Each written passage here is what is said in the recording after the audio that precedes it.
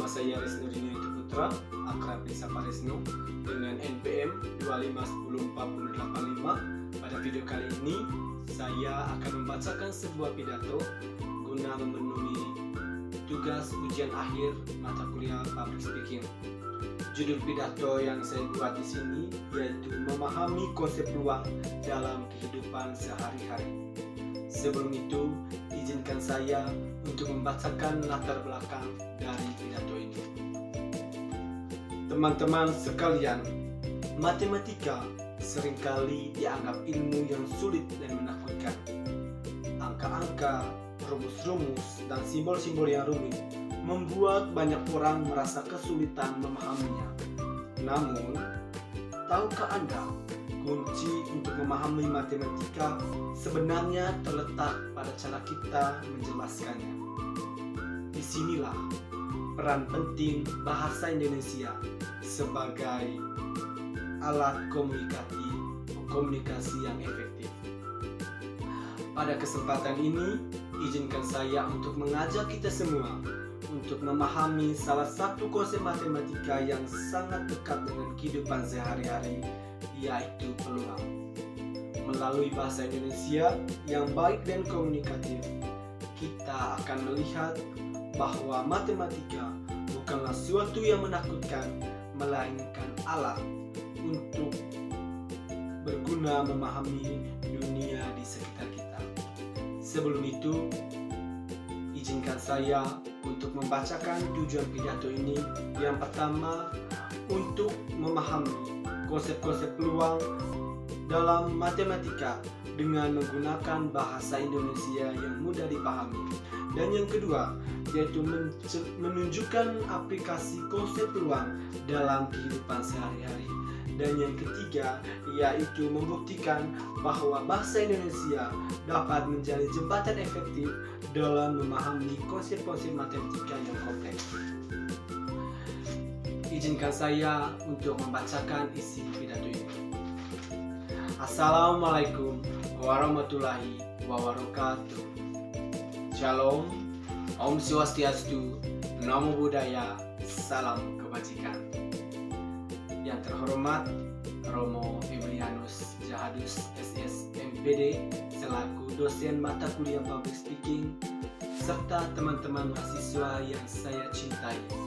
Pertama-tama, marilah kita panjatkan puji dan syukur atas kehadirat Tuhan Yang Maha Esa, karena atas berkat, bimbingan, dan cintanya bagi kita semua dapat berkumpul dalam tempat ini dalam keadaan sehat walafiat.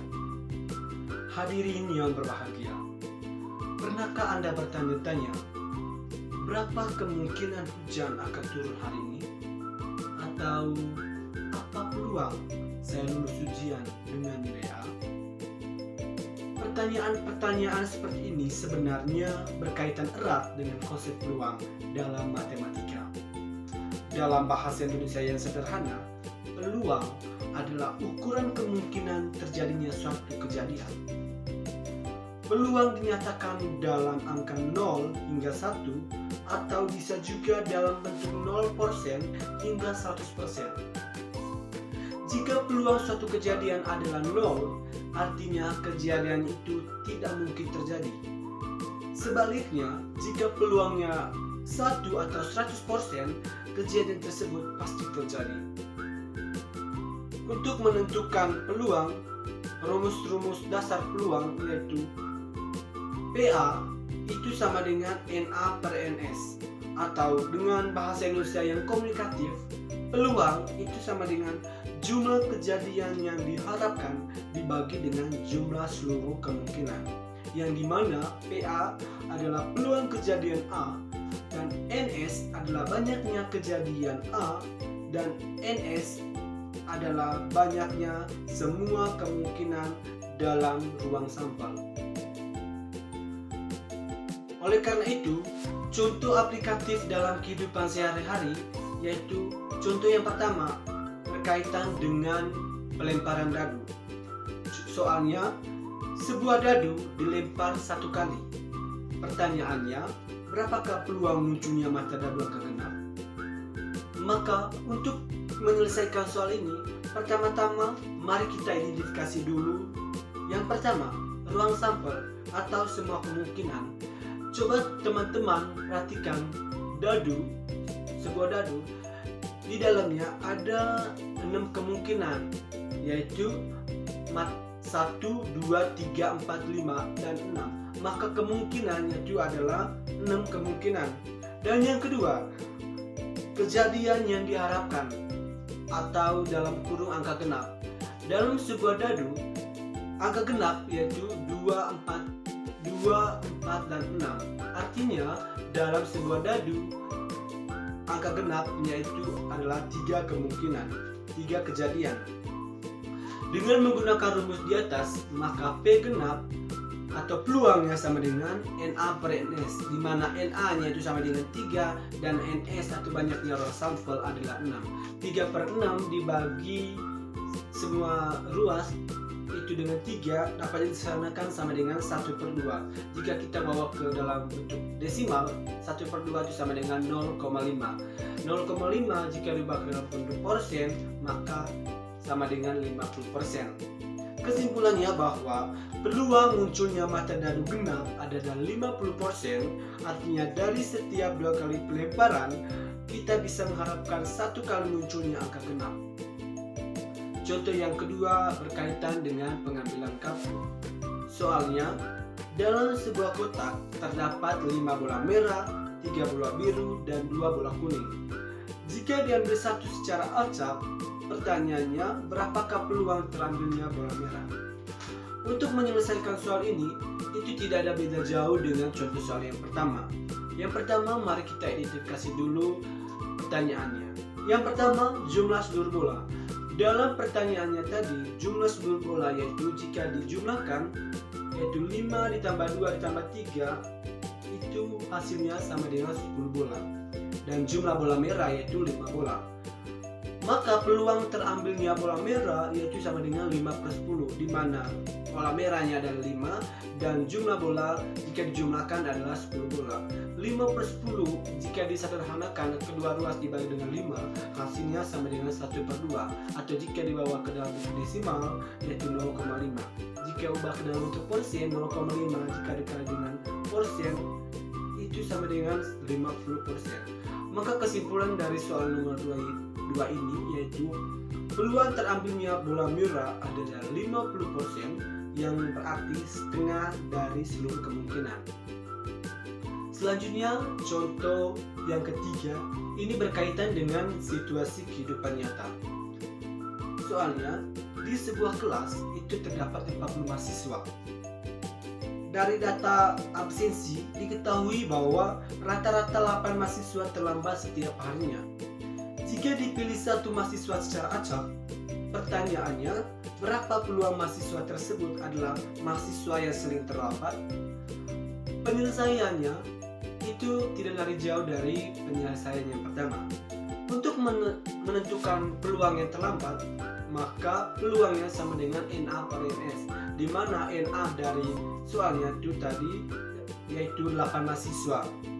Dan NS-nya itu jumlah seluruh mahasiswanya itu sama dengan 40. 8 per 40 dapat disederhanakan dengan 1 per 5. Ubah ke dalam desimal itu sama dengan 0,2. 0,2 jika ubah ke dalam bentuk persen itu sama dengan 20%. Maka kesimpulannya itu adalah ada 20% kemungkinan mahasiswa yang dipilih adalah mahasiswa yang sering terlambat. Maka informasi ini juga bisa digunakan oleh guru-guru di sekolah untuk merencanakan strategi kedisiplinan yang efektif bagi siswa. Hadirin yang saya hormati, mengapa peluang itu penting? Konsep peluang bukan hanya angka-angka di atas kertas. Peluang ini membantu kita dalam yang pertama itu mengambil sebuah keputusan. Misalnya, kita memutuskan apakah perlu membawa payung berdasarkan perkiraan cuaca. Dan yang kedua, dalam dunia bisnis. Perusahaan menggunakan peluang untuk memprediksi risiko investasi.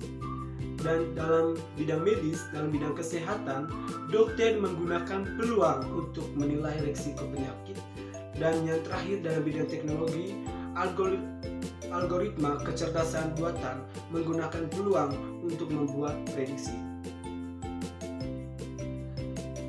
Selanjutnya penutup. Kesimpulannya,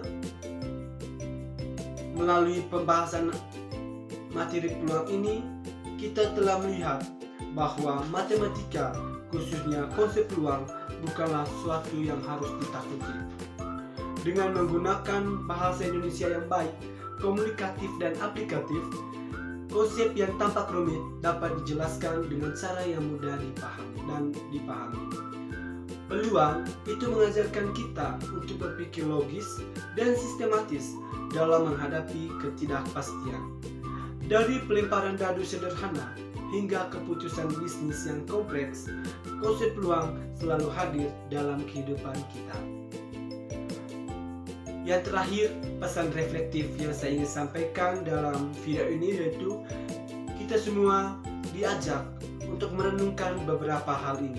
Yang pertama, bahasa adalah jembatan ilmu pengetahuan. Ketika kita mampu menjelaskan konsep yang rumit dengan bahasa yang sederhana, kita tidak hanya membantu orang lain memahami, tetapi juga memperdalam pemahaman kita sendiri. Dan yang kedua, matematika ada di sekitar kita. Setiap keputusan yang kita buat sehari-hari, secara sadar atau tidak, melibatkan perhitungan peluang.